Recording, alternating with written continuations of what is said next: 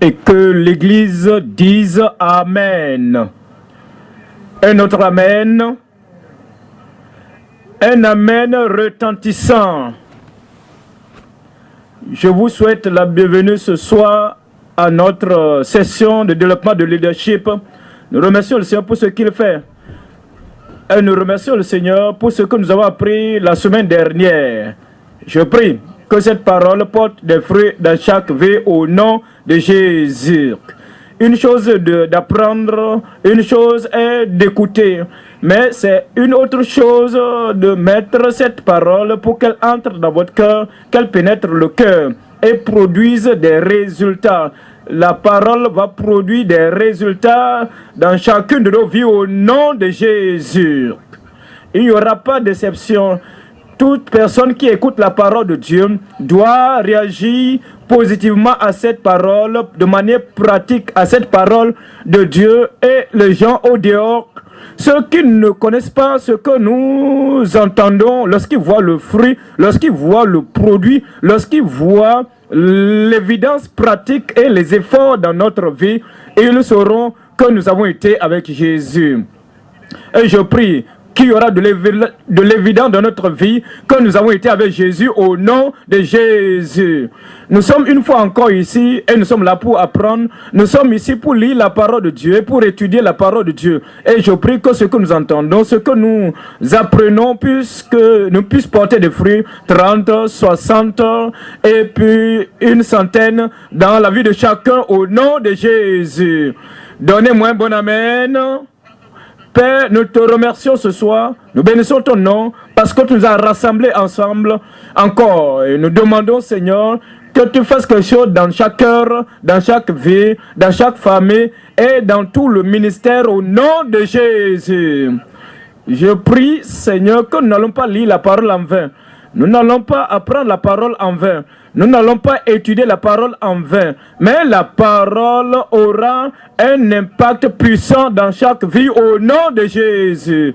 Nous te remercions pour l'exaucement. Au nom puissant de Jésus, nous prions. Nous venons dans Ésaïe chapitre 35. Je lis à partir du verset 8. Ésaïe chapitre 35. Nous lisons le verset 8. Il y aura là un chemin frayé, une route qu'on appellera la voie sainte. Nul impur n'y passera. Elle sera pour eux seuls. Ceux qui la suivront, même les insensés, ne pourront s'égarer. Sur cette route, point de lion, nulle bête féroce ne la prendra, nul ne s'y rencontrera. Les délivrés y marcheront, les rachetés de l'Éternel retourneront. Ils iront à Sion avec chant de triomphe et une joie éternelle couronnera leur tête. L'allégresse et la joie s'approcheront, la douleur et les gémissements s'enfuiront.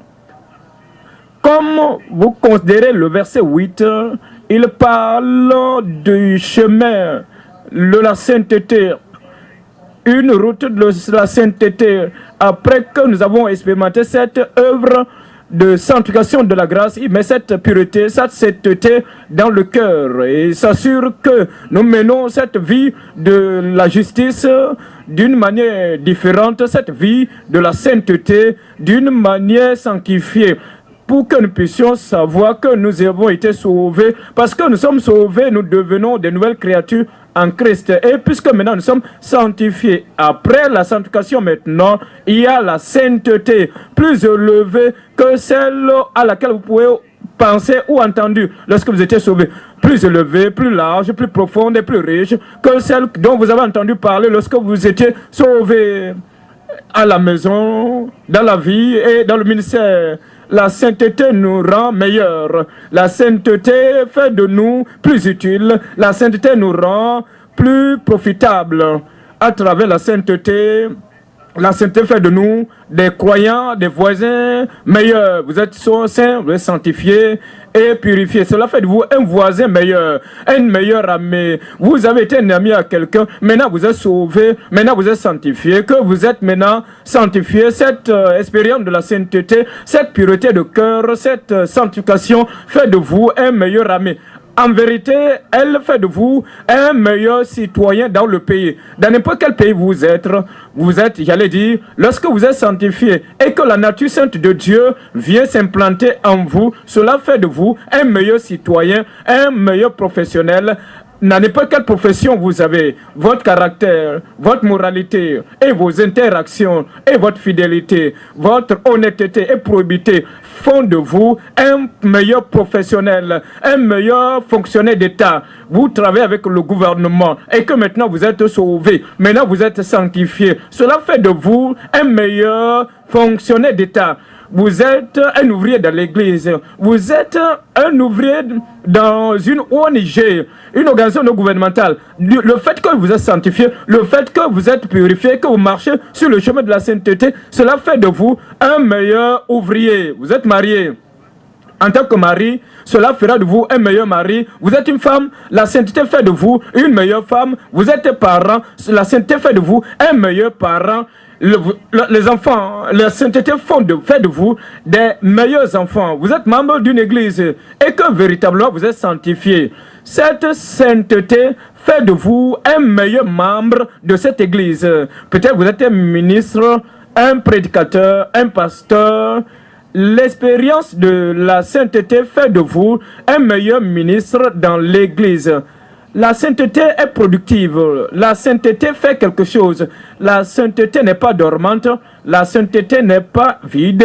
La sainteté n'est pas improductive, non productive. La sainteté fait de vous quelqu'un qui fait quelque chose et que les gens vont voir pour dire voici un homme saint, voici une femme sanctifiée, un homme sanctifié, voici une femme sainte, voici une femme sanctifiée. Alors, cela transparaît dans votre vie, elle pénètre toute votre vie. La sainteté dont nous parlons et la sainteté dont la Bible parle, elle fait de vous un homme distinct, une personne distincte, unique. Il nous dit dans Luc chapitre 1, Luc chapitre 1, le verset 74. Dans Luc chapitre 1, verset 74, de nous permettre, après que nous serions délivrés de la main de nos ennemis, de le servir sans crainte. Ensuite, dans le verset 75, en marchant devant lui dans la sainteté et dans la justice tous les jours de notre vie. Ce n'est pas seulement pour les dimanches, la sainteté du dimanche, c'est tous les jours de notre vie. Chaque jour, vous vous trouvez au marché, tous les jours de notre vie. Lorsque le jour vous vous trouvez au bureau, tous les jours de notre vie. Le jour vous vous retrouvez n'importe où dans votre village, ou dans un bus, ou sur la voie, partout vous vous retrouvez tous les jours de notre vie. Il n'y a pas un jour auquel nous allons prendre vacances de la sainteté. Pour dire aujourd'hui, je ne suis pas dans l'église.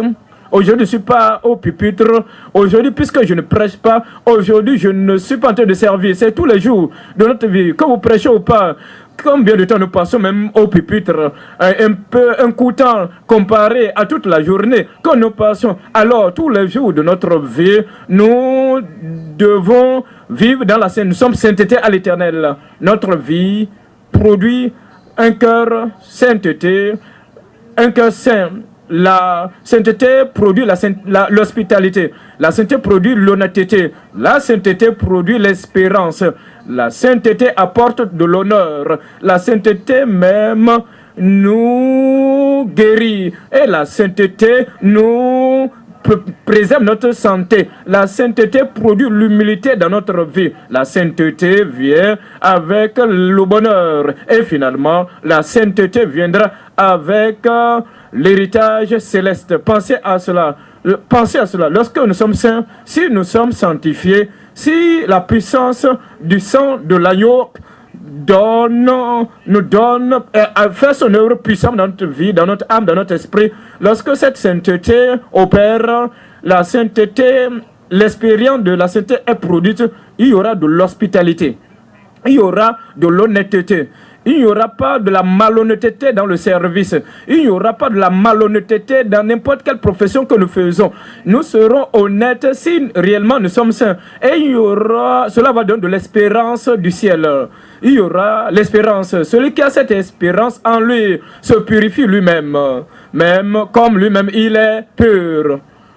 S'il y a la sainteté dans notre vie, nos vies seront honorables, nos vies seront respectables, nos vies seront appréciables et appréciées par les gens qui entrent en contact avec nous. La sainteté avec nous, s'il y a la sainteté, vous savez ce que la parole de Dieu dit. La parole de Dieu dit que si vous pouvez écouter à la voix de l'Éternel, votre Dieu, et que vous mettez en pratique tout ce que je vous ai commandé, je n'enverrai aucune des maladies que j'ai envoyées sur l'Égypte, car je suis l'Éternel qui vous guérit.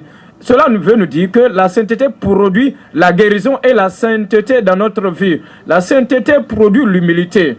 Je vous ai montré un homme, comment je vous ai montré, oh homme, on t'a fait connaître comment tu dois connaître Dieu. Tu sais que tu marches dans l'humilité avec Dieu. La sainteté nous rend heureux. Heureux serez-vous lorsque vous entendez ces choses et que vous avez la pureté de cœur, l'héritage du ciel. L'héritage, il y a l'héritage du ciel, il y a la récompense céleste, il y a la présence éternelle, entrée au ciel. Sans la sainteté, si personne ne pourra voir le Seigneur, il ne peut pas avoir l'hospitalité. Il ne peut pas avoir la sainteté sans l'hospitalité. Vous avez la sainteté, il doit avoir forcément l'hospitalité. Mais de l'autre côté, vous pouvez avoir l'hospitalité sans la sainteté. Le Samaritain dont nous avons parlé et dont nous étudions dans l'Écriture nous révèle le bon Samaritain. Ce n'est pas un Samaritain pieux, ce n'est pas le Saint Samaritain. Si ce Samaritain s'est arrêté à ce point-là avec ses bonnes œuvres, cela ne fait pas de lui quelqu'un qui ira au ciel. À la vérité, la question que l'homme a posée est: qu'est-ce que je puisse faire pour hériter la vie éternelle? Et Jésus dit: qu'as-tu lu? Et il dit: tu aimeras l'Éternel ton Dieu de tout ton cœur, de toute ton âme, de toute ta pensée et de toute ta force. Mais le deuxième commandement, c'est pareil à cela, que tu vas aimer ton prochain comme toi-même. Les deux pas là, il y a les deux côtés. Tu aimes le Seigneur de tout ton cœur, de toute ton âme, de toute ta pensée, de toute ta force. Ça, c'est la sainteté, l'espérance de la sainteté. Et ensuite, cela doit transparaître dans ta réaction, dans ta réponse vers ton prochain. Tu aimes ton prochain comme toi-même. L'homme n'a pas posé la question sur la racine du problème. Quelle est la racine du problème? Tu dois aimer Dieu, ton amour vers Dieu, ta dévotion à Dieu, ton expérience en Dieu, comment, la manière dont tu te fies à Dieu et ce que Dieu fait dans ta vie. La racine du problème, c'est que tu dois aimer Dieu de tout ton cœur. Le fond du problème, et tu dois l'aimer de toute ta pensée, de ta force. Et il a entendu parler de la branche du problème. Et il a dit: qui est mon prochain? Et le Seigneur lui parla de son prochain. Il dit: va faire de même. Mais ça, c'est juste la branche de l'arbre. Vous devez avoir la racine de l'arbre, la racine de l'expérience qui peut être l'hospitalité. Il peut avoir l'hospitalité sans la sainteté. Mais il ne peut jamais avoir la sainteté sans l'hospitalité. Est-ce que votre sainteté produit l'innocence et que maintenant vous êtes saint, vous ne nuisez personne, vous ne blessez personne? Est-ce que votre sainteté produit l'assistance aux autres parce que vous êtes saint, vous êtes un homme qui aide, vous êtes hospitable, vous êtes aimable, vous élevez les autres et vous aidez les autres? Est-ce que votre sainteté produit l'innocence, l'aide aux autres, l'assistance et le bonheur dans la vie des autres personnes? Ou bien votre sainteté rend les autres tristes, les autres malheureux, ou rend les autres moins que les hommes, des sous-hommes, ou cela oppresse les autres. S'il y a la sainteté, cela doit produire l'innocence, cela doit produire l'assistance, l'aide aux autres, et cela doit produire le bonheur dans la vie des autres autour de vous, autour de nous. Ce soir, nous considérons le message titré « L'expérience véritable pour la vie et le ministère ». La véritable expérience de la sainteté pour la vie et le ministère. Nous voyons 3 points. Premièrement, l'insuffisance de l'hospitalité du Samaritain sans la sainteté du cœur. L'insuffisance de l'hospitalité du Samaritain sans la sainteté de cœur. Nous venons dans Luc chapitre 10. Luc chapitre 10, nous lisons là où l'histoire commence.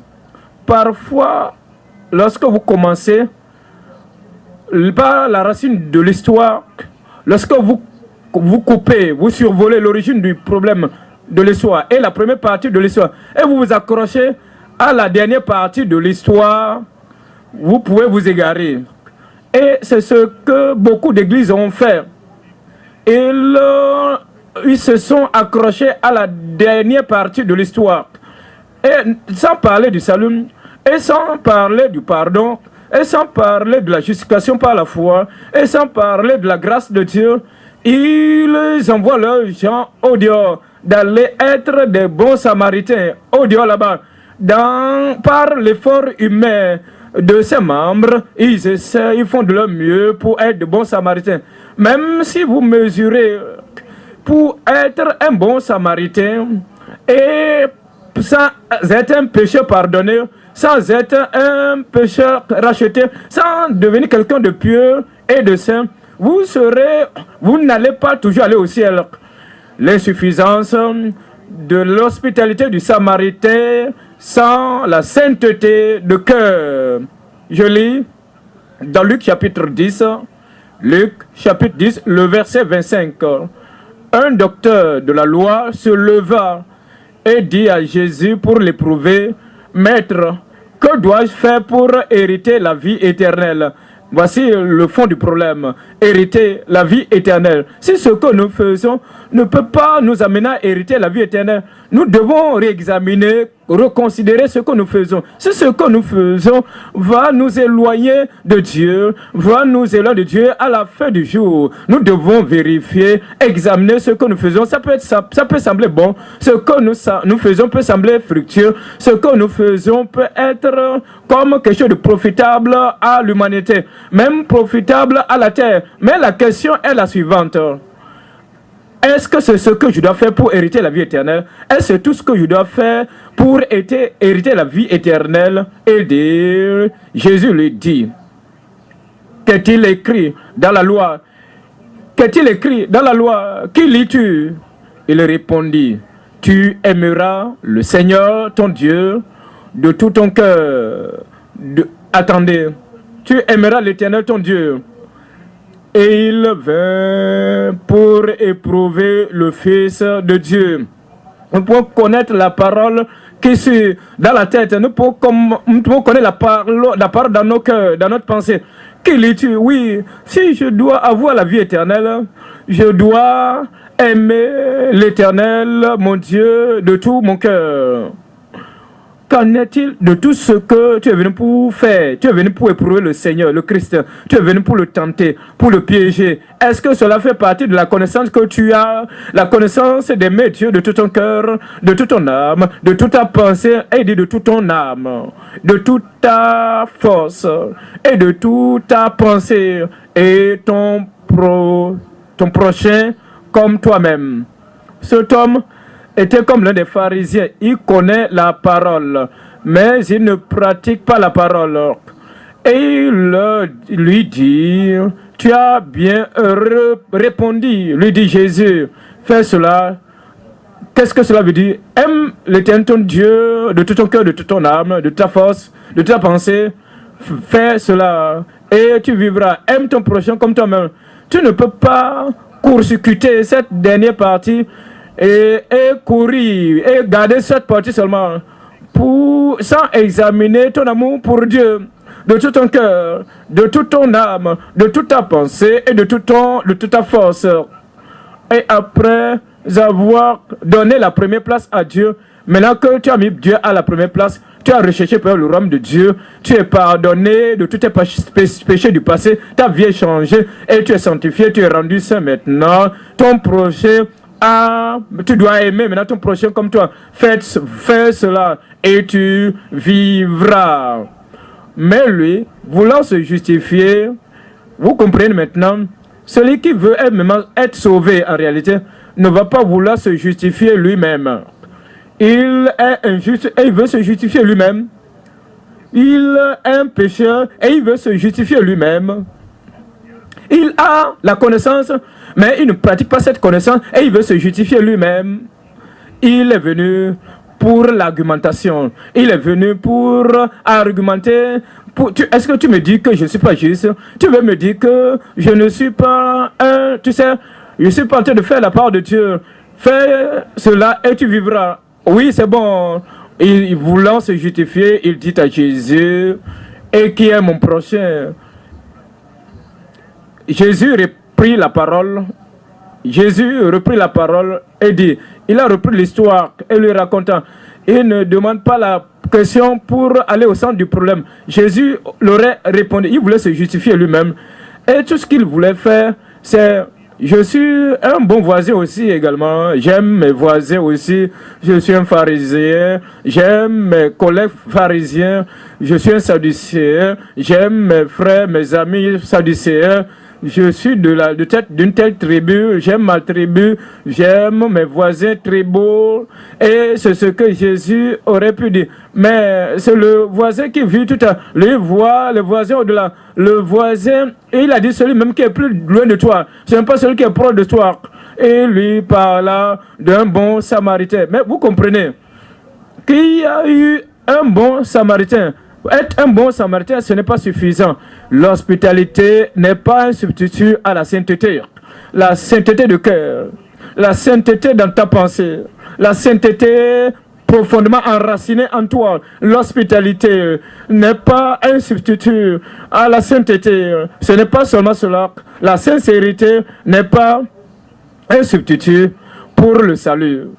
Quelqu'un dit, tu sais, je fais tout pour être sincère. J'essaie d'être sincère dans ma vie. C'est bon, ça c'est bon. C'est bon comme le cœur du bon samaritain, mais ce n'est pas suffisant. La sincérité n'est pas un substitut au salut. Maintenant, ni le comportement gentil, la gentillesse, j'essaie de me maîtriser. J'essaie de faire les bonnes choses. Quand les gens sont là, quand il y a vraiment le sexe opposé, j'essaie de me tenir en bride, de me tenir de manière humble. Mon ami, il faut comprendre que le comportement gentil n'est pas un substitut à la nouvelle naissance. Vous devez naître de nouveau. Si un homme n'est pas né de nouveau, il ne peut voir le royaume de Dieu. À la vérité, le renoncement à soi n'est pas un substitut pour la sanctification. Sans la sainteté, personne ne verra le Seigneur. Ce mot de la sainteté, cela veut dire la sainteté. La sanctification veut dire la sainteté. C'est l'œuvre que le Seigneur fait dans le cœur. C'est seulement Dieu qui peut sanctifier ton cœur. C'est seulement Dieu qui peut te purifier. Seul Dieu peut te rendre pur. Si tu abandonnes Dieu, si tu relègues Dieu au second plan, tu abandonnes sa grâce, tu abandonnes la foi et que tu t'efforces par toi-même, tu te bats de toi-même, par l'effort de soi-même. Je me renonce, je me prive, je m'abstiens. Tu sais, depuis que j'ai commencé à venir à l'église, je ne bois plus, je ne fume plus, je ne fais plus ceci, cela, je ne fais plus cela. J'essaie de me retirer, de m'abstenir de toute chose qui n'est pas juste. Le renoncement à soi n'est pas un substitut pour la sanctification. La ferveur n'est pas un substitut à la foi. La ferveur. Vous êtes fervent. Tout ce que je sais de faire, je mets mon tout dedans, tout mon zèle dedans. Je suis même, je transpire, c'est bien. Mais la transpiration ne va pas t'amener au ciel. La ferveur dans les affaires, la ferveur dans les activités, le zèle dans les activités, fervent dans tel ou tel n'est pas un substitut pour la foi. À moins que tu aies la foi en Christ, parce qu'il dit, le royaume de Dieu est proche, repentez-vous et croyez à la bonne nouvelle du royaume. Si vous ne croyez pas à la bonne nouvelle, si vous n'avez pas la foi en Christ qui est venu pour ôter nos péchés, alors, et que vous êtes seulement fervent, zélé, ce n'est pas suffisant. La ferveur n'est pas un substitut pour la foi, la passion. La personne est passionnée. La passion n'est pas un substitut pour la pureté de cœur. Nos cœurs doivent être purifiés par l'application du sang de Jésus, de l'agneau. Et toutes ces choses personnelles que nous produisons nous-mêmes, pas nous-mêmes. La motivation personnelle, tout ce qui vient par la vie d'un homme qui n'est pas été en contact avec Dieu, qui n'est pas entré en connexion avec Dieu, et il n'y a aucune conversion, alors et il essaie de lui-même, il s'efforce par son énergie animale, son énergie humaine, naturelle, et cette passion par lui-même, découlant de lui-même, de son génie personnel humain, sans la pureté, il n'y aura pas le substitut là-bas. Il y a des gens qui sont naturellement audacieux, naturellement agressifs et intrépides. Ils sont intrépides, ils ne craignent rien, ils ne craignent personne. Même si cela va apporter des conséquences dévastatrices sur eux, ils ne craignent personne et ils ne craignent rien. Mais comprenez, s'il vous plaît, l'audacité, l'intrépidité n'est pas un substitut au baptême dans le Saint-Esprit. Vous recevrez une puissance. Est-ce que vous vous rendez compte combien Pierre était audacieux quand Christ disait quelque chose? Pierre était à tout d'un coup, il prenait la parole en premier lieu pour dire, voici, cela ne va pas t'arriver, cela ne va pas t'arriver. Il y a le courage naturel. Est-ce que vous comprenez combien il était courageux? Jésus marchait sur les eaux. Et ses disciples avaient peur. Alors Pierre dit, si c'est toi Jésus-Christ, fais en sorte que je marche sur les eaux. Et Jésus dit, viens. Et il sortit de la barque. Et cet homme, il était naturellement courageux, audacieux. Et venant, on a arrêté Jésus. Et comme on voulait prendre Jésus-Christ, il tira son épée de son fourreau et il a arraché l'oreille de ce serviteur de Malchus, le serviteur du souverain sacrificateur. Mais vous recevrez une puissance, la puissance réelle, le courage réel, après que le Saint-Esprit est survenu sur vous. Si vous avez l'audace naturelle, l'intrépidité naturelle, et que vous pouvez traiter tout, balayer toutes choses, défier tout, ça ne veut rien dire. Ce n'est pas un substitut au baptême dans le Saint-Esprit. Et la joie n'est pas un substitut pour la justification. À la justification, il y a des gens, on les a vraiment traînés, ils sont extravertis, ils sont positifs, ils sont des sanguins, et tout ce qui se passe dans la vie, ils sont toujours joyeux, toujours excités, toujours vraiment de bonne humeur, et ils sont toujours vraiment ouverts. Mais ce n'est pas un substitut. Vous devez être justifié. Et le sacrifice de Christ à la croix du Calvaire doit avoir ce travail dans votre vie, cet impact de justification dans votre vie. Le bonheur, toujours heureux, je regarde du côté positif de la vie, je contemple ce qui me rend heureux, ce qui ne me rend pas heureux, je me détourne de cela. Je suis un homme heureux, je suis une femme heureuse, mais c'est bon, c'est juste, c'est bon. Mais le bonheur, le contentement n'est pas le substitut à la sainteté. Nous ne devons pas penser parce que le bon samaritain a fait ce qu'il a fait, alors il est entré au ciel. Nous devons tous nous poser une autre question. Pensez à l'autre point de la question. Est-ce qu'il aimait Dieu de tout son cœur? Est-ce qu'il connaissait même Dieu? Est-ce que le Dieu d'Abraham, d'Isaac et de Jacob? Est-ce qu'il connaissait Dieu, le Père de notre Seigneur Jésus-Christ? Est-ce qu'il a entendu parler de l'Évangile? Est-ce qu'il connaissait l'Évangile? Était-il né de nouveau? Nous devons poser aussi sur d'autres pans de la question. Et que nous commençons, nous devons nous rassurer que nous aimons Dieu de notre cœur, de toute notre pensée, de tout notre cœur. Et nous souvenir que le fait d'être un bon samaritain n'est pas suffisant pour entrer au ciel. Voyez ce point dans Hébreux chapitre 13. Hébreux chapitre 13. Hébreux 13, verset 3. Hébreux 13, verset 3. Nous remontons au verset 2. N'oubliez pas l'hospitalité, car en l'exerçant, quelques-uns ont logé des anges sans le savoir. Souvenez-vous des prisonniers, comme si vous étiez aussi prisonniers de ceux qui sont maltraités, comme étant aussi vous-même dans un corps. Et ça, c'est très bon. Vous vous souvenez de ceux qui souffrent et vous êtes disposés à alléger leur souffrance, soulager leur souffrance. Voyez le verset 12. Jésus, c'est pour cela que Jésus aussi, afin de sanctifier le peuple. Alors, si prendre soin des étrangers, c'est suffisant pour aller au ciel, prendre soin des étrangers, c'était suffisant pour aller au ciel. Et alors, ceux qui sont dans les liens, c'était suffisant de visiter les prisonniers, si c'était suffisant pour aller au ciel. Qu'en est-il? Quelle est la raison d'être du verset 12? Sinon, cela ne serait pas là. C'est bon d'être hospitable, c'est bon d'être hospitalier, c'est bon de porter la main d'aide, de secours. Mais souvenez-vous toujours que c'est pour cela que Jésus aussi, afin de sanctifier le peuple par son propre sang, a souffert hors de la porte. Verset 13. Sortons donc pour aller à lui hors du camp, en portant son opprobre. Car nous n'avons point ici-bas de cité permanente, mais nous cherchons celle qui est à venir. Comme nous considérons Actes des Apôtres, nous allons lire Actes des Apôtres, Actes chapitre 1.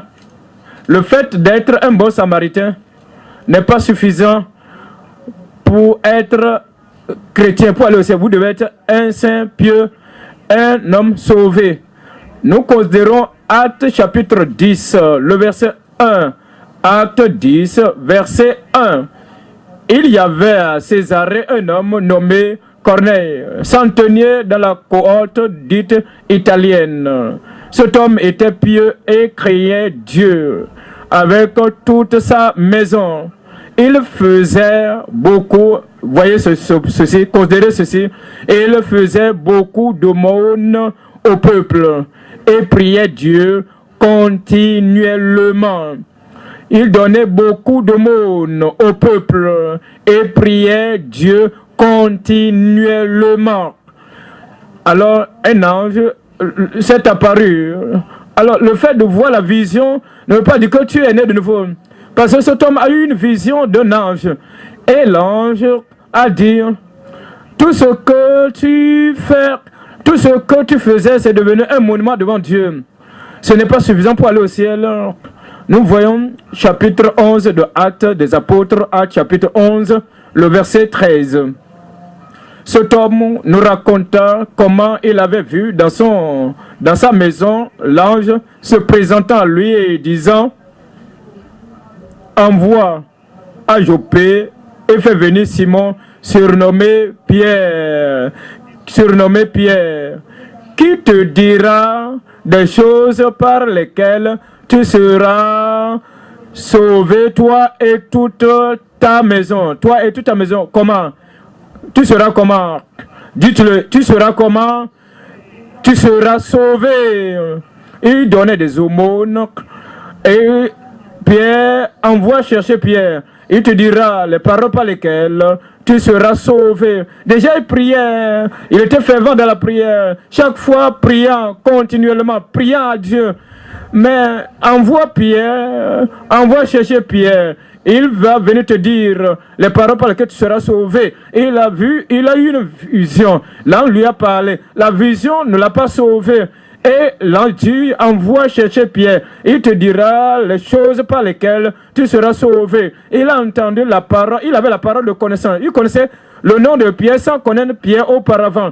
Il a su que Pierre était à Jopé. Il avait eu cette révélation. Cela ne l'a pas sauvé. Nous devons nous rassurer que nous sommes sauvés, que nous sommes nés de nouveau. Il dit, il te dira des choses par lesquelles tu seras sauvé. Ne vous arrêtez pas là, au point que je suis un bon samaritain. J'aide les gens, je donne de l'argent aux mendiants et je visite les malades. Toutes ces choses-là, ce sont des bonnes choses. C'est très bon. Après que vous êtes sauvés, alors ce sont là des produits du fruit de votre salut. Il y a des gens qui pensent que puisqu'ils se plaisent à faire et ils se basent sur les bonnes œuvres. Ils sont des bons samaritains. Et cela ne sauve pas. Nous voyons dans 1 Corinthiens chapitre 13, 1 Corinthiens chapitre 13, le verset 1. Quand je parlerai les langues des hommes et des anges, c'est bon, parler en langue c'est bon. Si je n'ai pas la charité, c'est toujours terrible, horrible. Tu parles en langue des hommes et des anges. Et tu n'as pas l'amour, la charité qui est implantée dans le cœur lorsque nous sommes nés de nouveau, lorsque nous sommes sanctifiés. Il dit, je suis un airain qui résonne ou une cymbale qui retentit. Le verset 2. Et quand j'aurai le don de prophétie, la compréhension, la science de tous les mystères et toute la connaissance, quand j'aurai même toute la foi jusqu'à transporter des montagnes, si je n'ai pas la charité, je ne suis rien. Aimer Dieu de tout ton cœur, de toute ton âme, de toute ta pensée, de toute ta force. Si tu n'as pas cela, je ne suis rien. Verset 3. Verset 3. Et quand je distribuerai tous mes biens pour la nourriture des pauvres, cela va au-delà même, au-delà de l'œuvre du Samaritain, du bon Samaritain. Tout ce que tu as, ce que tu ne laisses rien, aucune centime, aucun dollar, aucun sou, aucun franc. Tu donnes tout pour la nourriture des pauvres. Quand je livrerai même mon corps pour être brûlé, si je livre mon corps pour être brûlé, à cause de la religion, il y a beaucoup de personnes qui sont zélées pour la religion, zélées pour leur dénomination. Et ils s'en foutent, même s'ils vont être brûlés et calcinés. Ils disent, je vais faire tout, je vais mourir pour ma religion. Je vais mourir pour ma religion. Sans la charité, si je n'ai pas la charité, cela ne me sert de rien.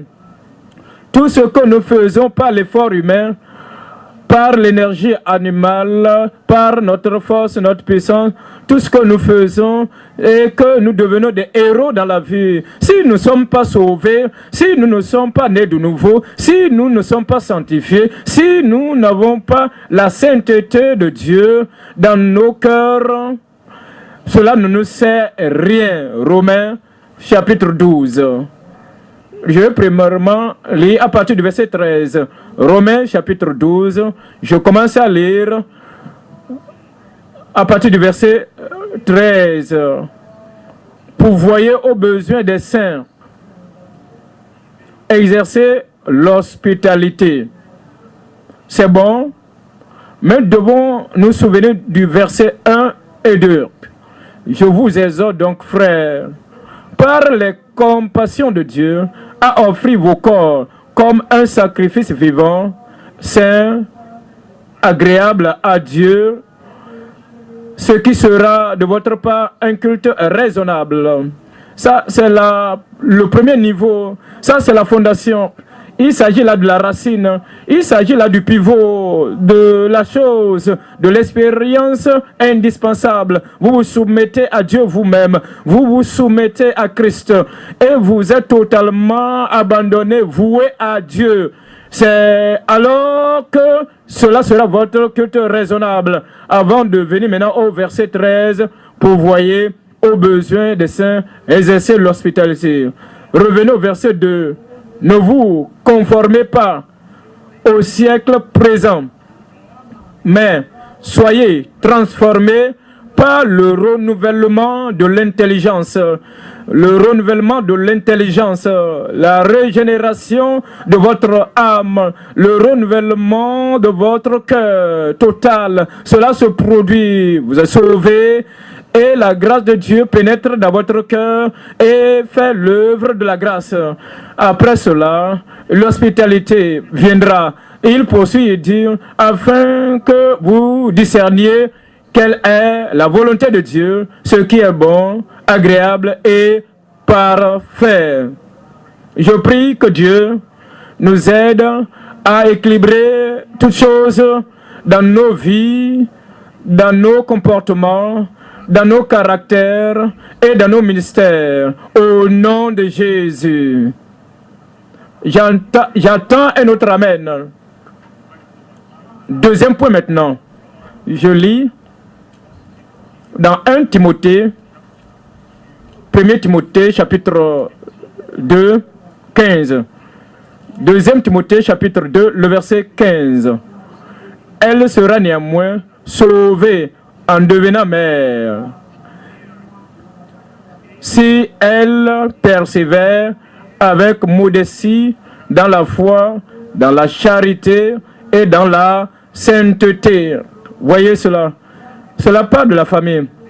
Si l'homme et la femme continuent dans ces choses, dans la foi, dans la charité, dans la sainteté, dans la modestie, c'est alors que la bénédiction de Dieu viendra sur ces femmes pour qu'elles soient délivrées, sauvées, protégées en devenant mères. Mais la sainteté doit être le point central de tout. Deuxième point. L'assurance de la sainteté durable dans le foyer. C'est bon d'être saint à l'église. C'est une autre chose d'être saint au dehors. Lorsque les gens sont là, lorsque les gens sont en interaction avec vous, je veux montrer que je suis un chrétien. Je veux montrer que je suis né de nouveau. Je veux démontrer que je suis saint, sanctifié et purifié, un chrétien croyant, sanctifié et membre de l'église biblique de la vie profonde. Et même un ouvrier, même un ministre là-bas. Mais à la maison, comment cette sainteté est-elle déployée entre le mari et la femme? Comment cette sainteté au foyer se démonte-t-elle entre les parents et les enfants? Comment cette sainteté est-elle exposée? Vous voulez aider quelqu'un dans la rue et en tant que bon samaritain, et je leur donne quelque chose. Est-ce que je donne tout ce soutien à ma femme? Est-ce que je donne tout ce soin-là à mon mari? Est-ce que j'ai cette sainteté? Est-ce que j'ai cette hospitalité vis-à-vis de ma propre femme, vis-à-vis de mon propre mari, vis-à-vis de mes propres enfants, vis-à-vis de mes propres parents? Deuxième point maintenant, l'assurance de la sainteté soutenue dans le foyer. La sainteté soutenue dans le foyer. Il nous dit dans 1 Thessaloniciens, je lis à partir du chapitre 4, verset 3. 1 Thessaloniciens, chapitre 4, verset 3. Ce que Dieu veut, c'est votre sanctification. C'est que ce que Dieu veut, c'est votre sanctification. C'est que vous vous absteniez de l'impudicité. Paul, tu as oublié que tu parles aux croyants, l'apôtre Paul, et tu t'adresses tu dis d'être sauvé. Maintenant, être sanctifié Et maintenant, tu mentionnes que nous devons nous abstenir de l'impudicité. Paul dit oui. Alors, la domestique à la maison, celle qui aide à la maison, lorsque votre femme n'est pas là, entre vous et cette domestique, vous devez préserver la sanctification, la sainteté. Verset 4. C'est que chacun de vous sache posséder son corps dans la sainteté et l'honnêteté. Et l'honnêteté. Sans vous livrer à une convoitise passionnée, c'est que vous ne faites rien en l'absence de votre femme, à l'insu de votre femme. Et si vous êtes mari, si vous êtes femme, vous ne faites rien à l'insu de votre mari qui va vous déshonorer, vous rabaisser. Et ce qui va rabaisser, déshonorer votre mari ou votre femme, ou déshonorer la femme. Vous ne faites rien que lorsque les enfants vont entendre, ils auront tellement honte de vous. Et ils auront tellement honte de ne plus sortir derrière la porte. Tout le monde est au courant. Ce que papa fait, ce que maman a fait. La sanctification, la sainteté doit être de mise à la maison. Voyez le verset 7. Car Dieu ne nous a pas appelés à l'impureté, mais à la sanctification. Nous serons saints. Frères et sœurs, j'ai dit, nous serons saints. Voyez Hébreux, chapitre 13. Hébreux, chapitre 13. Je lis le verset 4. Que le mariage soit honoré de tous et le lit conjugal, exemple de souillure. Cela fait pas de la sainteté. La sainteté à la maison. Aucun étranger ne doit venir à la maison à l'absence de votre partenaire, à l'absence de votre épouse, à l'insu de votre époux, et que quelque chose est fait, et que cela ne peut pas voir la lumière du jour, que le mariage soit honoré de tous, et le lit conjugal, exemple de souillure. Car Dieu jugera les impudiques et les adultères. Dieu jugera les impudiques et les adultères. Verset 9. Ne vous laissez pas entraîner par des doctrines diverses et étrangères, car il est bon que le cœur soit affermi par la grâce, et non pas des aliments qui n'ont servi de rien à ceux qui s'y sont attachés. À ceux qui s'y sont attachés. La sainteté à la maison, la sainteté dans notre relation familiale, dans une maison, dans un foyer pieux, dans un foyer sanctifié, dans un foyer pieux, il ne doit pas avoir la haine ou de la nuisance, il n'y a pas de l'arrogance, il n'y a pas de l'offense et de l'obstination. Il n'y a pas de l'offense et de l'obstination. Il n'y a pas une partie de la famille. Une partie de la famille qui s'efforce de se résoudre pour être offenseur, pour offenser le mari, juste pour irriter le mari, juste pour énerver le mari ou énerver la femme. Vous voyez,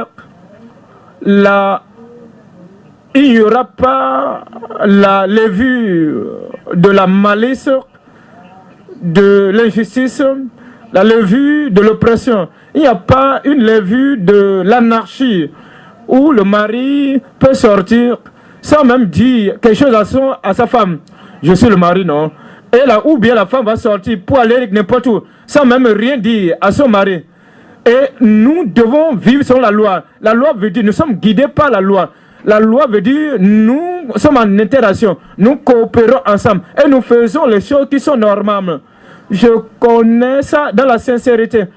Et il ne doit pas voir l'insincérité entre la femme et le mari. Vous parlez un peu du côté de la bouche, dans leur cœur, mais ils savent ce qu'ils veulent dire. Ils parlent à la femme et ils parlent de manière insincère. Il dit toute l'histoire. Il fabrique son histoire. L'histoire qui n'est pas véritable.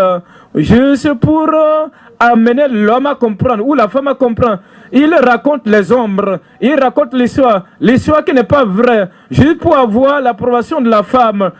Ou bien elle raconte des mirages pour chercher les mirages. Il n'y a pas de l'insincérité. Il n'y a pas de l'insensibilité.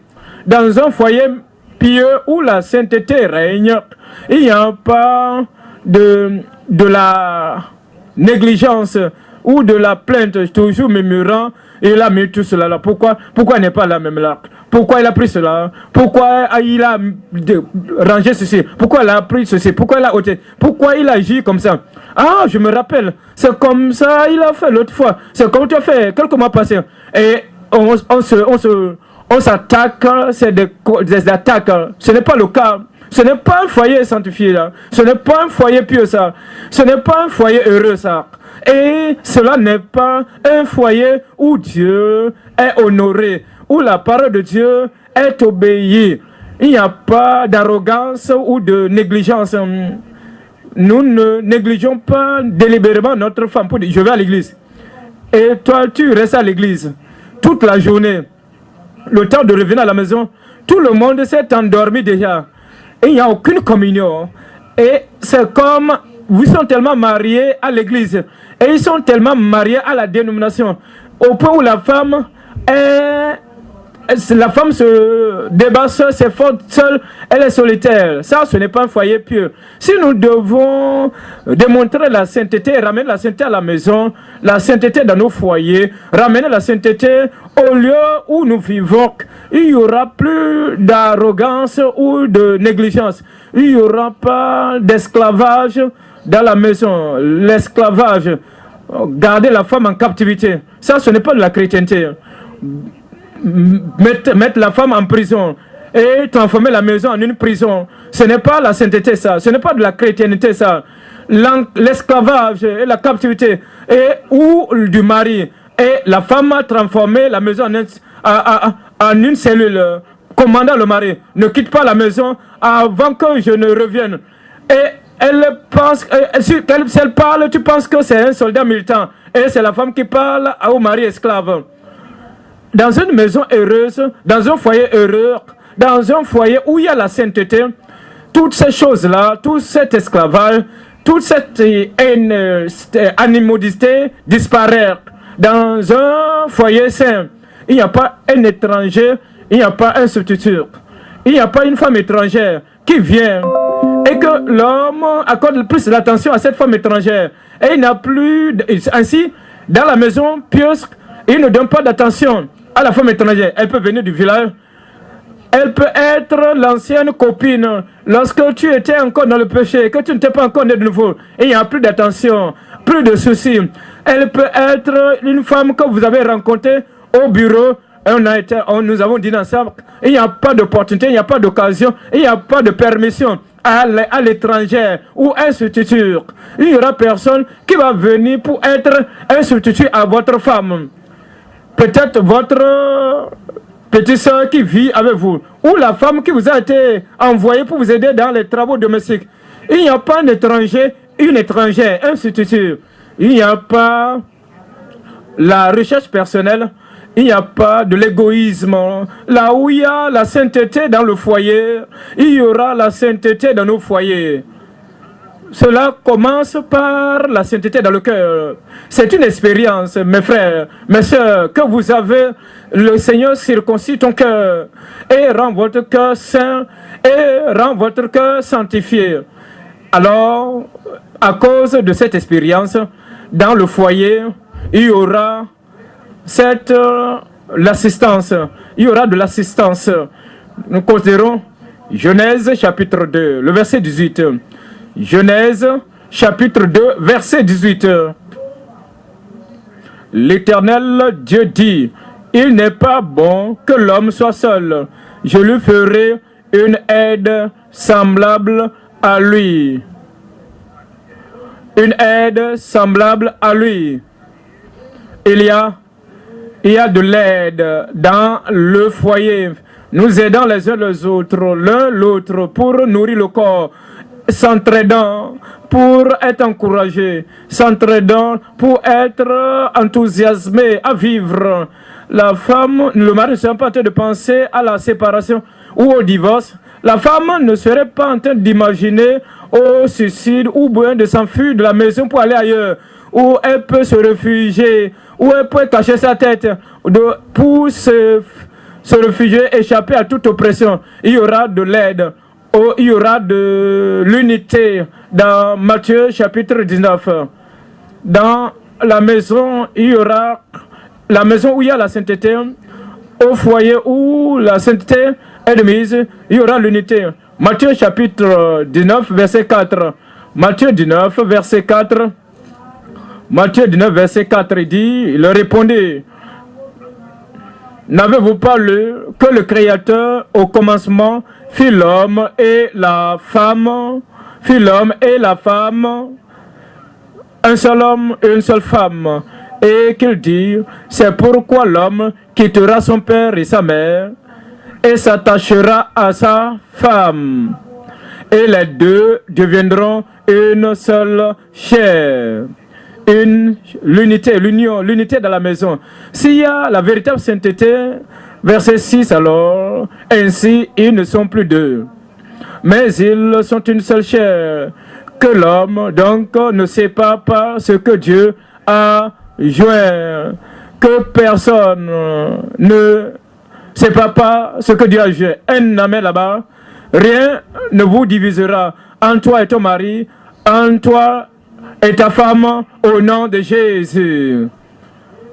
L'argent ne va pas vous séparer. Le travail ne va pas vous séparer. Une nouvelle affaire ne va pas vous séparer. Même l'église ne va pas vous séparer.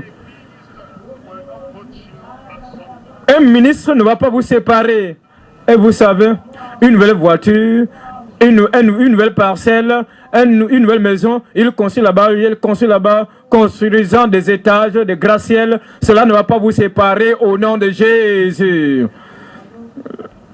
Il y aura l'amour dans la famille. Éphésiens chapitre 4.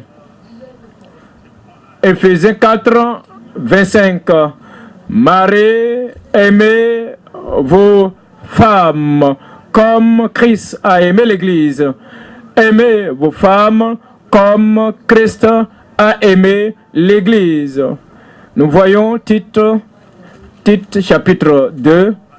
Tite chapitre 2. Je lis le verset 4. Tite chapitre 2 au verset 4. Dans le but d'apprendre aux jeunes femmes à aimer leur mari et leurs enfants. À aimer leur mari et leurs enfants.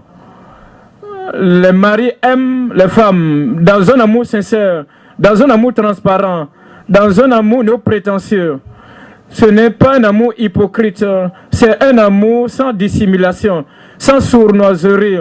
La même chose, par ricochet, la femme doit aimer l'homme, le mari. Ça, c'est la sainteté dans la plénitude.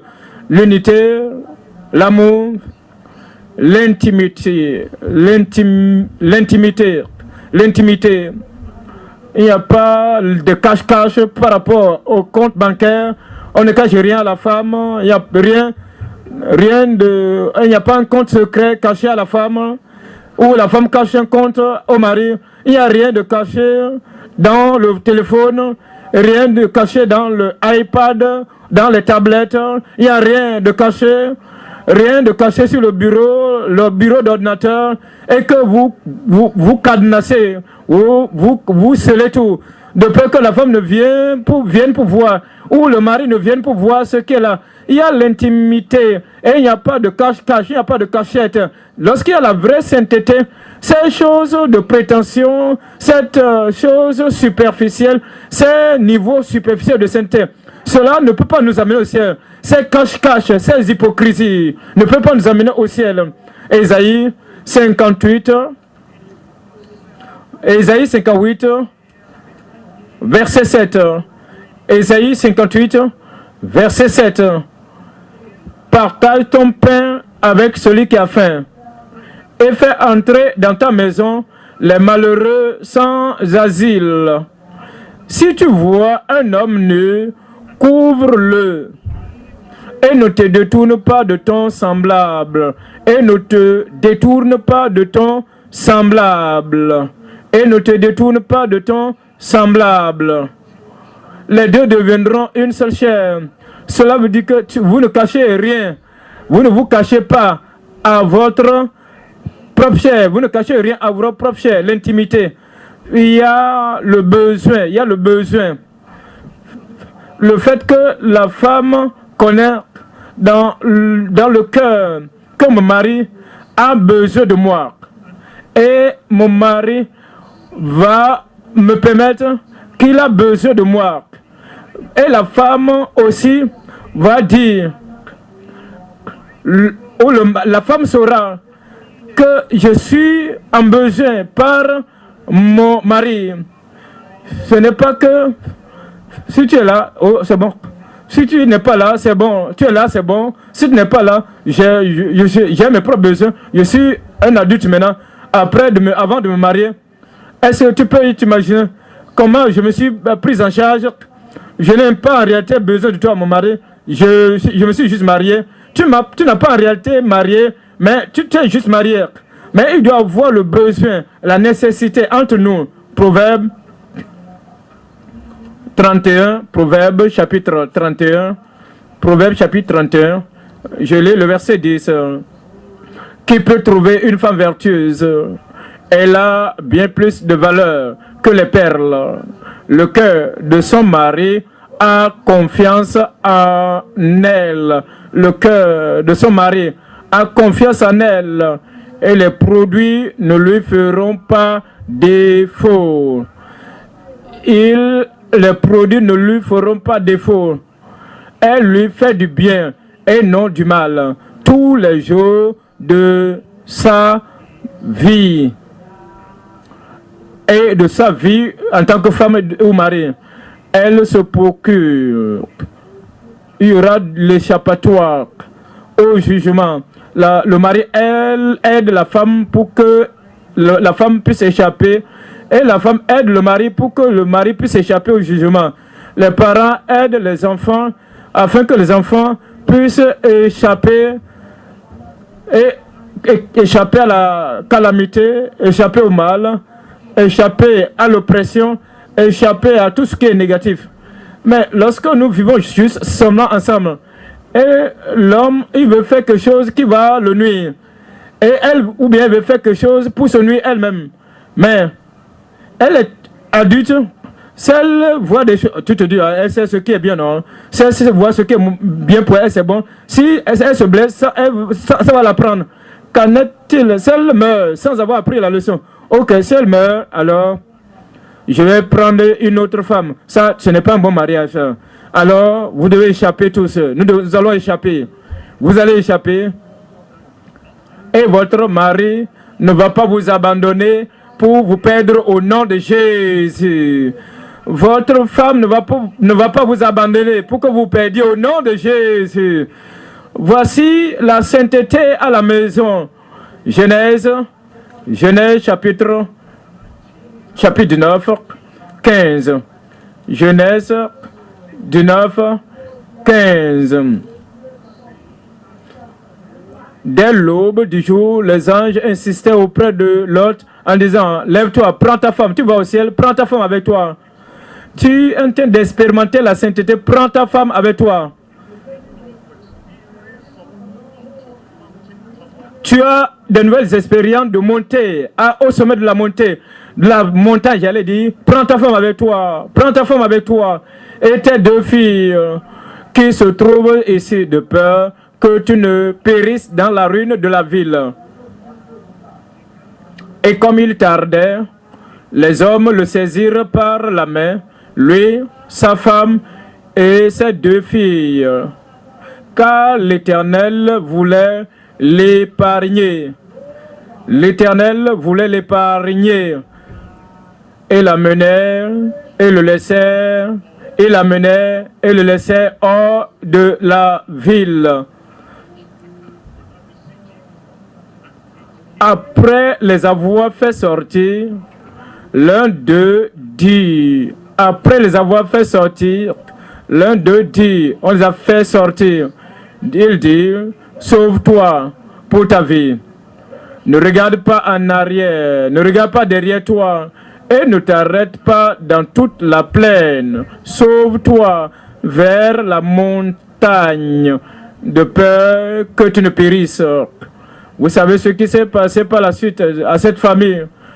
Lot n'était pas une grande aide pour la femme. Il n'était pas un grand encouragement pour la femme. Elle a regardé en arrière.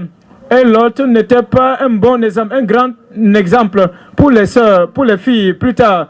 Vous savez ce qui s'est passé lorsqu'ils sont arrivés à destination. Soyez un encouragement pour votre femme. Soyez un encouragement pour votre mari. Pour que vous puissiez échapper. Nous allons échapper au nom de Jésus. Nous venons dans Luc chapitre 21. Luc chapitre 21, verset 36. Luc 21, 36.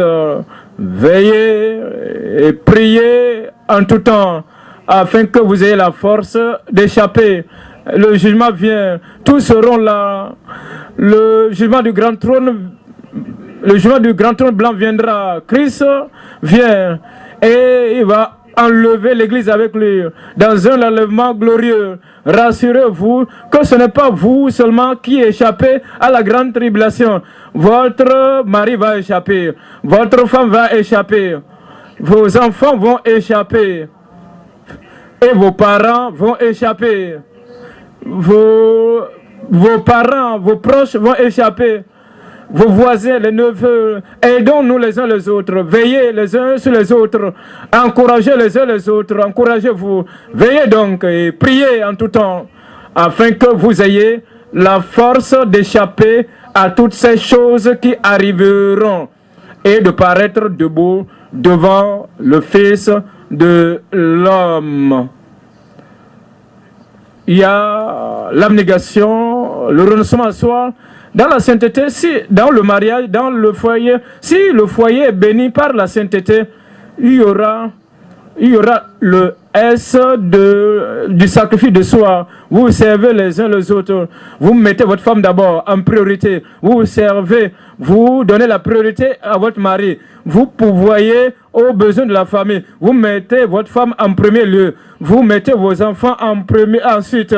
Alors, en vous préparant pour la famille, vous préparez pour la famille. D'abord, vous mettez votre mari en premier lieu. Ensuite, vos enfants avant vous. Ici, il doit avoir cette considération pour tous les membres de la famille. Alors, avant vous, vous devez considérer les autres membres de la famille. Il y a le sacrifice de soi. Philippiens chapitre 2. Philippiens chapitre 2. Philippiens 2, 3. Que rien ne se fasse, ne faites rien par esprit de parti ou par vaine gloire, mais que l'humilité vous fasse regarder les autres comme étant au-dessus de vous-même. Que vous appréciez votre femme, vous honorez votre femme, vous estimez hautement votre femme, vous élevez votre femme mieux que vous-même. Vous ne parlez pas toujours de vous-même. Quand j'étais jeune, tu sais, j'ai eu ceci, j'ai fait ceci, j'ai fait... Et te levant, te pompant devant la femme, alors même la femme va se sentir rien devant tout, rabaissant ta femme. Et j'ai fait cette expérience. Et la femme dit, oh, moi, je n'ai pas fait cette expérience, je n'ai pas eu ces gens. Que rien ne se fasse pas esprit de parti ou pas vaine gloire, mais que l'humilité vous fasse regarder les autres comme étant au-dessus de vous-même. Que chacun de vous, au lieu de considérer ses propres intérêts, considère aussi ceux des autres. Vous considérez ce qui va profiter à votre femme, et votre femme va considérer ce qui va vous profiter.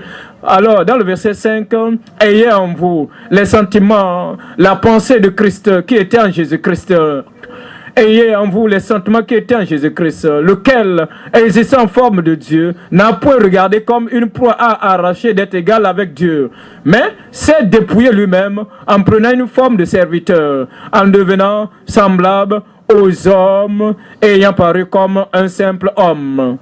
Que l'amour dans votre famille, la sainteté dans votre famille, soit scripturaire,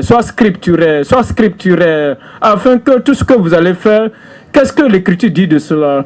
Toute décision que vous voulez prendre, Que dit l'Écriture à ce propos? Tout plan que vous voulez dresser, que dit l'Écriture à ce propos? Comme vous venez ensemble pour réfléchir ensemble, remuer les ménages ensemble, que dit l'Écriture? Et ensemble, dans cette voie de la vie, vous vous demandez, que dit l'Écriture à ce propos? Afin que tout ce que vous le faites sur le modèle de l'Écriture. Le Seigneur te donnera la grâce. Et lorsque le temps vient d'appliquer ces choses, ces aspects de la parole de Dieu dans nos familles, le Seigneur nous va les ramener à votre mémoire au nom de Jésus. Je considère Actes des Apôtres chapitre 18. Actes des Apôtres chapitre 18. Je lis à partir du verset 24. Actes chapitre 18, le verset 24. Un juif nommé Apollos, originaire d'Alexandrie, homme éloquent et versé dans les Écritures, vint à Éphèse. Cet homme, il était instruit dans la voie du Seigneur et fervent d'esprit. Il annonçait et enseignait avec exactitude ce qui concerne Jésus, bien qu'il ne connût que le baptême de Jean. Il se mit à parler librement dans la synagogue. Aquilas et Priscille, mari et femme, Aquilas et Priscille, l'ayant entendu, le prit avec eux et lui exposait plus exactement la voix de Dieu. Mari et femme, ayant la connaissance de la parole de Dieu, mari et femme, aidant une autre personne, un autre prédicateur, mari et femme, venant ensemble, combinant leurs efforts pour élever, pour encourager, pour éclairer, illuminer un autre prédicateur. Ce n'est pas que le mari va dire, tu sais ma femme, repars à la maison, je vais aider cet homme. Il y a des gens qui disent qu'ils sont des prédicateurs, ils sont des ministres, et leurs femmes, on ne sait pas où placer leurs femmes spirituellement. Leurs femmes ne sont pas en accord avec eux dans l'œuvre de Dieu. Leurs femmes n'apportent rien comme soutien. Et la femme, comme la femme ne l'est pas, le mari n'apporte pas la femme pour être vraiment important dans le ministère. Alors, je crois au Seigneur. Je suis consacré au Seigneur. L'homme est lent. Je ne vais pas l'attendre. Ou peut-être c'est la femme qui est fervente. Le mariage, le mari ne concerne pas l'œuvre de Dieu. Je poursuis l'œuvre de Dieu. Et je peux même voyager. Je vais aller faire l'œuvre de Dieu. L'homme est là à la maison. Et je vais à préparer pour lui-même. Quel genre de famille ça? C'est ça. Quel genre de zèle est cela? Nous devons être scripturaires. Aquilas et Priscille, ils se sont joints ensemble pour aider Apollos. Je vais vous poser la question. Vous êtes un coordinateur. Est-ce que vous aidez votre mari? Vous êtes un prédicateur. Qu'en est-il de votre femme? Vous êtes zélé dans l'œuvre de Dieu. Qu'en est-il de votre femme? Vous êtes consacré et engagé. Qu'en est-il de votre femme? Vous faites des efforts. Vous ne faites quand je sais auparavant, quand j'essayais de l'amener à mon niveau, elle essayait de me ramener en arrière. J'ai dit, ok, c'est bon, reste dans ton coin là-bas. Ça, c'est la séparation là. Ne dis pas, reste dans ton coin. Ramène-la près de toi. Et fais en sorte que la parole de Dieu puisse enrichir sa vie. Que la parole de Dieu puisse, comme la parole de Dieu, enrichir ta vie aussi. Il y a certaines personnes dans notre église même, je les connais, ils sont zélés, ils sont fervents. Mais si on voit leur femme dans les rues, je ne peux pas reconnaître la femme. La femme n'est pas si engagée, elle n'est pas si affairée dans l'œuvre de Dieu, du Seigneur. Ce n'est pas la volonté de Dieu, ça. Nous te connaissons. Nous devons aussi connaître ta femme. Nous voulons connaître ta femme. Vous êtes serviable. Nous voulons aussi connaître que ta femme est serviable. Tu es fervent. Nous voulons aussi voir que ta femme est fervente. Tu ne vas pas... Nous n'allons pas dans un ciel différent. S'il va dans le même ciel, alors soyez scripturaires et amenez votre femme ensemble avec vous dans l'œuvre de Dieu. Voyons, dans Romains chapitre 16. Romains chapitre 16. Je lis le verset 3. Saluez Prisca et Aquilas, mes compagnons d'œuvre en Jésus-Christ. Saluez Prisca et Aquilas, mes compagnons d'œuvre en Jésus-Christ, qui ont exposé leur tête pour sauver ma vie. C'est au pluriel. C'est au pluriel. Ils ont exposé leur tête pour sauver ma vie. Ce n'est pas moi seul qui leur rend grâce. Ce sont encore toutes les églises des païens. Salue aussi l'église qui est dans leur maison. Ils étaient tous deux consacrés. Et ils ont même consacré leur maison pour l'œuvre de Dieu. Il y aura la sainteté dans nos foyers.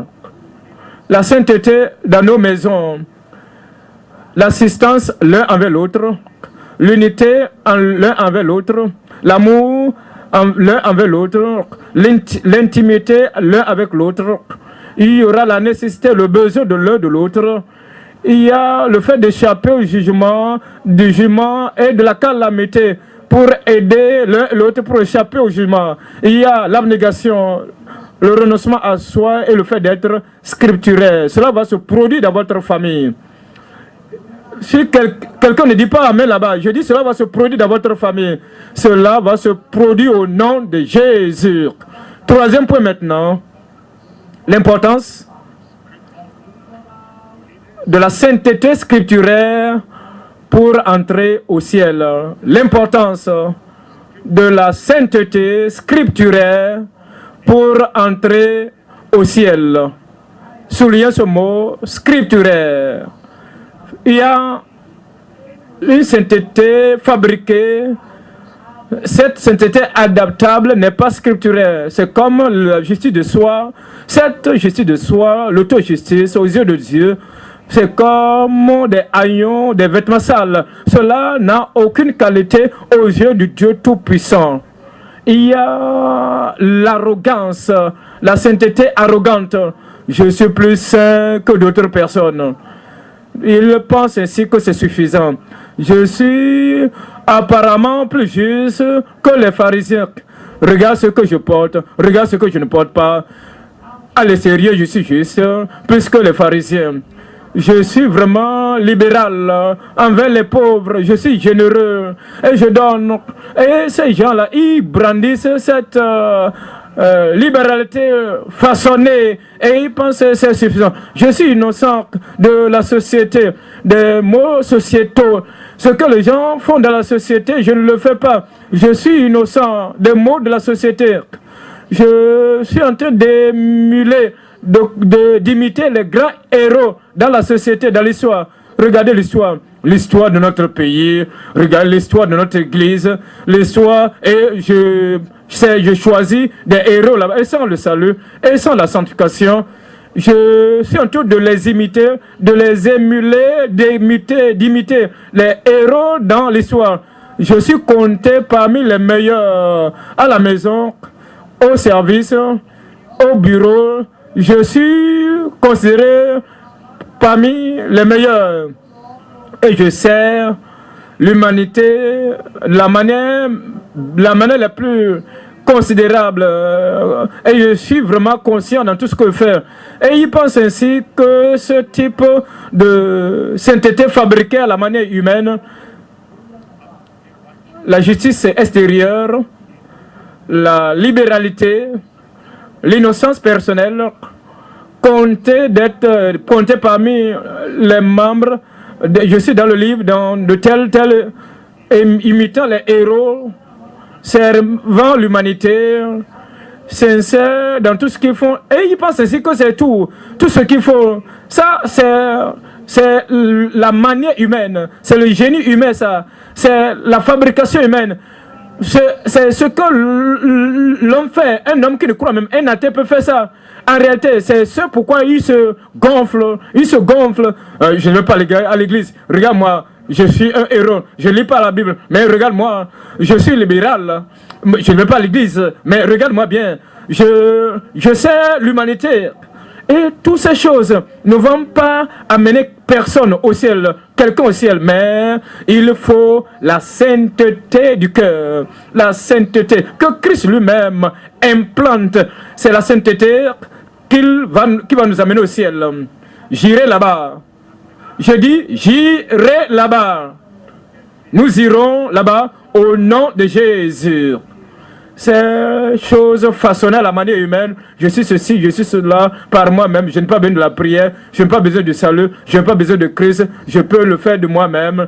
Je prie que le Seigneur va nous sauver de toutes ces choses au nom de Jésus. Deuxième Pierre, chapitre 1. Considérons 2 Pierre. Deuxième Pierre, chapitre 1, 15, 16. Mais puisque celui qui vous a appelé est saint, vous aussi soyez saints dans toute votre conduite, selon qu'il est écrit, vous serez saints car je suis saint. C'est la sainteté qui est liée à la sainteté de Dieu. Soyez saints car je suis saint. Nous voyons Exode chapitre 15, le verset 11.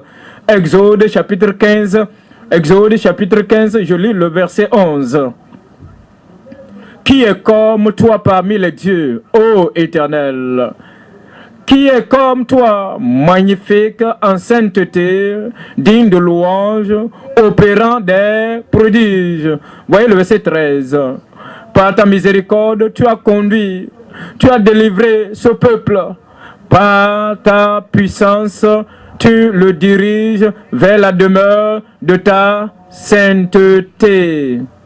Dieu est saint, sa demeure est sainte, Dieu est saint, son ciel est saint, Dieu est saint, ses anges sont saints, Dieu est saint, son esprit est saint, le Saint-Esprit, l'Esprit Saint, Dieu est saint, son Fils est saint, Dieu est saint, et même ceux qui le servent au ciel, ils sont tous saints. La sainte demeure, le saint temple, tout ce qui concerne Dieu est saint. Et nous devons nous rendre compte que, comme nous venons de cette expérience pour dire Seigneur, rends-moi saint en vérité, en profondeur, il le fera. Lévitique chapitre 11, le verset 44. Lévitique 11, je lis le verset 44. Dans le verset 44, car je suis l'Éternel votre Dieu. Vous vous sanctifierez et vous serez saints, car je suis saint. Et vous serez saints, car je suis saint. Lévitique chapitre 20, verset 7. Lévitique chapitre 20, verset 7. Vous vous sanctifierez et vous serez saints, car je suis l'Éternel, votre Dieu. Vous observerez mes lois et vous les mettrez en pratique. Je suis l'Éternel qui vous sanctifie. Nous serons saints au nom de Jésus. Deutéronome chapitre 23, verset 14. Deutéronome 23, je lis à partir du verset 14. Dans le verset 14 de Deutéronome 23, il dit: quand l'Éternel ton Dieu marche au milieu de ton camp pour te protéger et pour livrer tes ennemis devant toi, ton camp devra donc être... Dites-moi la suite, non? Ton camp devra... Ton église devra donc être saint, ton temple, ton assemblée devra donc être saint, ton assemblée, ta congrégation devra donc être saint, ton camp devra donc être saint, afin que l'Éternel ne voie chez toi rien d'impur et qu'il ne se détourne point de toi. S'il voit une chose impure, l'iniquité, le péché, il va se détourner de toi. Josué, chapitre 7. Josué, chapitre 7. Je lis à partir du verset 8. Josué, chapitre 7. Allons au verset 9. Les Cananéens, c'est plutôt Juge, chapitre 7. Juge, chapitre 7, le verset 9. Dans le verset 9 de Juge, chapitre 7, l'Éternel dit à Gédéon, pendant la nuit, lève-toi. Tous les habitants du pays se tourneront vers toi. Lisons plutôt le verset 10. L'Éternel dit à Josué, lève-toi. Pourquoi restes-tu ainsi couché sur ton visage. Israël a péché. Nous sommes dans Josué chapitre 7, le verset 11. Israël a péché, ils ont transgressé mon alliance que je leur ai prescrite. Ils ont pris des choses dévouées par interdit, ils les ont dérobées et ont dissimulé et ils les ont cachées parmi leurs bagages. Verset 12. Aussi les enfants d'Israël ne peuvent-ils résister à leurs ennemis? Ils tourneront le dos devant leurs ennemis car ils sont sous l'interdit. Écoutez ce qui suit. Je ne serai plus avec vous. Je ne serai plus avec vous. Dieu dit qui ne pourra plus être avec eux si vous ne détruisez pas l'interdit du milieu de vous. Il ne veut pas un péché, une impureté, un mal parmi nous qui demeure dans la congrégation, dans l'assemblée, dans l'église, dans le camp, dans l'assemblée. Sinon, il va se détourner. Je prie que le péché ne va pas chasser la présence de Dieu loin de nous, de notre église, au nom de Jésus. Et le péché ne va pas nous empêcher d'aller au ciel, au nom de Jésus. Mais souvenez-vous, il ne doit y avoir aucun péché au ciel. Il n'y aura aucune injustice, aucun péché injuste au ciel. Il n'y aura aucun fréquentant injuste à l'église au ciel. Si nous devons aller au ciel, le péché doit être totalement ôté. Et Dieu merci, le Seigneur est capable, il le fera. Psaume 15, verset 1. Psaume 15, verset 1. Psaume 15, verset 1. Ô Éternel, qui séjournera dans ta tente, qui demeurera sur ta montagne sainte, celui qui marche dans l'intégrité, qui pratique la justice et qui dit la vérité selon son cœur. Il ne calomnie point avec sa langue. Il ne fait point de mal à son semblable. Il ne jette point l'opprobre sur son prochain. Il regarde avec dédain celui qui est méprisable, mais il honore ceux qui craignent l'Éternel.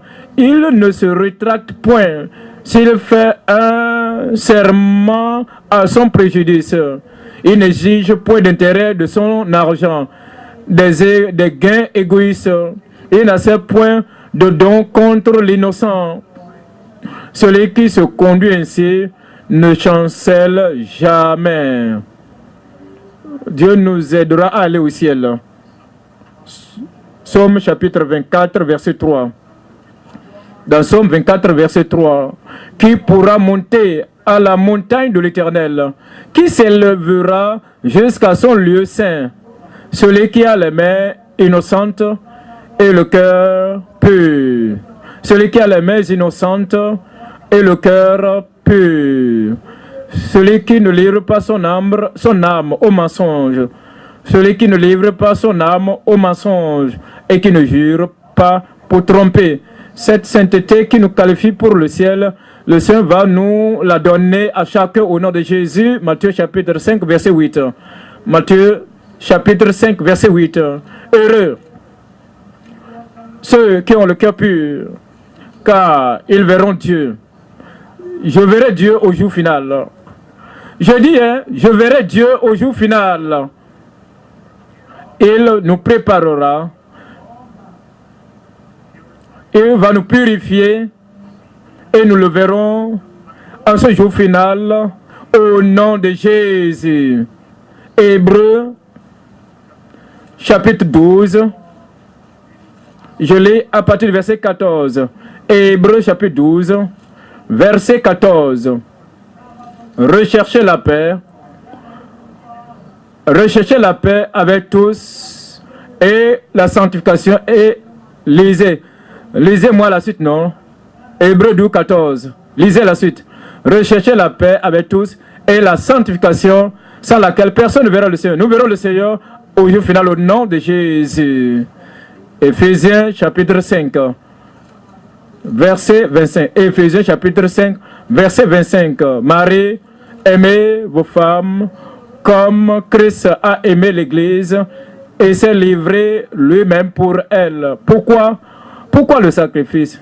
Pourquoi s'est-il sacrifié? Pourquoi a-t-il fait ce qu'il a fait? Pourquoi a-t-il versé son sang? C'est afin de la sanctifier par la parole, après l'avoir purifiée par le baptême d'eau, afin de faire paraître devant lui lorsqu'il reviendra, lorsqu'il revient pour enlever l'église à l'enlèvement, afin de faire paraître devant lui cette église glorieuse, sans tache, ni ride, ni rien de semblable, mais sainte.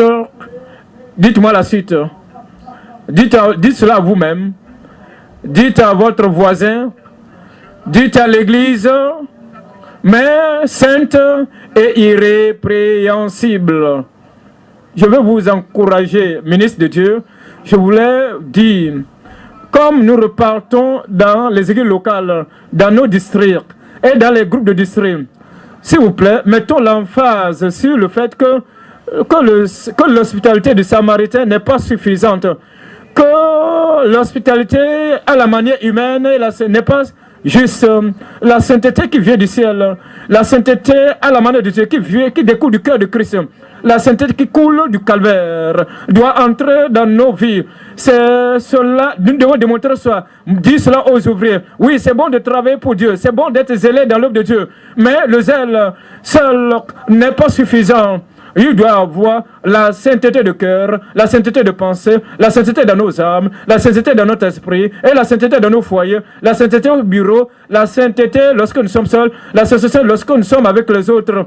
Et alors tout le Saint-Esprit doit rendre témoignage que nous sommes sauvés, que Dieu nous a sauvés, nous a sanctifiés et qui nous a rendus saints et qui nous prépare pour le ciel. Alors pour que lorsque la trompette sonnera, nous serons là-bas. Nos membres seront là-bas. Notre église sera là-bas. Au nom de Jésus, encouragez Marie et femmes, Marie aimez vos femmes, femmes aimez vos maris et recherchez la paix avec tous, chacun entre vous, et la sainteté sans laquelle personne ne verra le Seigneur. Encouragez les membres de l'église, que les membres de l'église doivent comprendre, cherchez la paix avec vos ministres, cherchez la paix avec les autres membres de l'église, et la sanctification sans laquelle personne ne verra le Seigneur.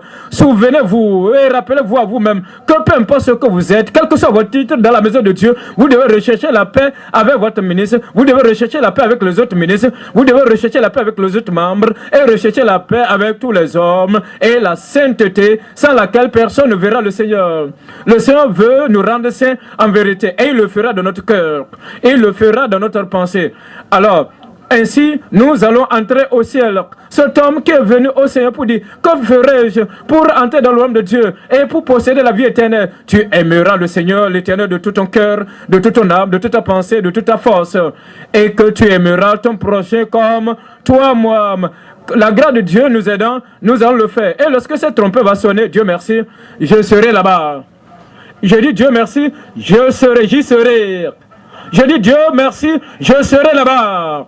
Lève-toi et soumets-toi au Seigneur à nouveau. Présente-toi à Dieu, au Seigneur. Présente-toi au Seigneur. Que ce que nous avons entendu, permettez à ce que nous avons entendu, que cela porte des fruits dans nos cœurs, que cela porte des fruits dans nos foyers, que cela porte des fruits, cela porte des fruits dans notre langue, dans nos actions, dans tout ce que nous faisons, dans l'église, à la maison, au bureau, au marché, partout, nous allons laisser que la parole de Dieu porte des fruits de la sainteté dans nos vies.